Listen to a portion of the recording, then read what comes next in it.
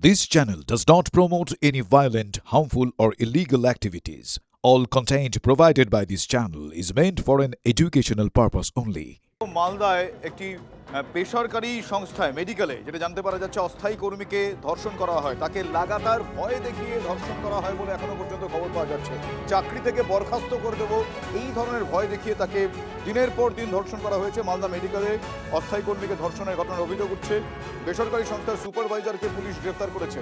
সুব্রত আমার সহকর্মী এই মুহূর্তে আমার সঙ্গে রয়েছেন। সুব্রত, জানতে চাইব যে কি অভিযোগ, এক্ষেত্রে কি অভিযোগ দায়ের করা হয়েছে, এখনো পর্যন্ত কাউকে আটক করা হয়েছে কি? হ্যাঁ, অবশ্যই ইতিমধ্যেই কিন্তু একজন গ্রেপ্তার হয়েছে এবং যে যিনি সুপারভাইজার তাকে গ্রেপ্তার করেছে পুলিশ। এবং শুধু তাই নয়, তাকে আদালতে তাকে সাবমিট করে তাকে ইতিমধ্যেই 14 দিনের জেল হেফাজত দিয়েছে আদালত।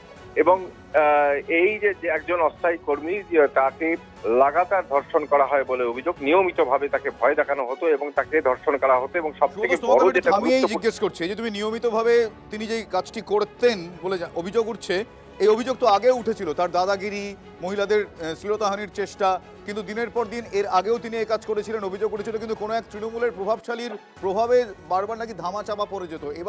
এবার তো আর তৃণমূলের প্রভাবশালীর প্রভাব নেই, তাহলে কি এবার ব্যবস্থা হবে, কড়া ব্যবস্থা হবে? পুলিশ কি বলছে? দেখো, ইতিমধ্যেই কিন্তু তাকে গ্রেপ্তার করা হয়েছে, পুলিশ কিন্তু দ্রুত ব্যবস্থা নিয়েছে।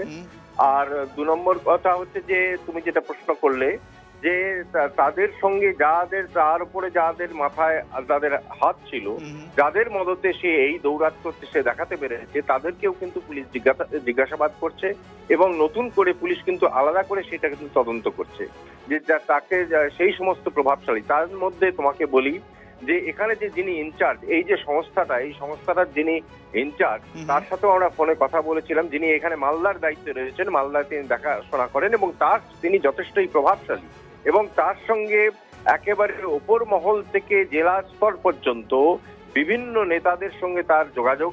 এখানকার বহু তৃণমূলের নেতার সঙ্গে তার যোগাযোগ, এমনকি তৃণমূলের যে একেবারে সর্বস্তরে রয়েছে যারা, এবং সেই ব্যক্তি তার সঙ্গেও কিন্তু তার যোগাযোগ ছিল বলে এরকম শোনা যায়। এবং বিভিন্ন ক্ষেত্রে তার ছবিও দেখা গেছে। শুধু তাই নয়, এবং তার সে হচ্ছে ঘনিষ্ঠ, এই ধৃত বা অভিযুক্ত যে তার সে খুব ঘনিষ্ঠ, এবং তারই ছত্রছায়া থেকে এই ধরনের সে দৌরাত্ম্য দেখাতে পেরেছে। খুব স্বাভাবিকভাবেই এর পেছনে যারা আছে তাদেরকেও কিন্তু পুলিশ ধরবে বলেই এটাই জানা গেছে। এবং তাদেরকে ইতিমধ্যেই কাউকে জিজ্ঞাসাবাদ করা শুরু করে দিয়েছে। এবং পুরো ঘটনাটা শুধু তাই নয়, এই যে পর্যন্ত কি বলা হচ্ছে, তার কারণ তৃণমূল জমানা তো আর নেই, বিজেপির সরকার, ফলে এখন আর তার আগের যা প্রভাব ছিল সেই প্রভাব এখন কার্যকর হবে এমনটা বলা যায় না। তাকে গ্রেফতার করার পর থানা থেকে কি বলছে, এবার তাহলে কড়া ব্যবস্থা তার বিরুদ্ধে নেওয়া যাবে তো, এই শুভঙ্কর লস্করের বিরুদ্ধে?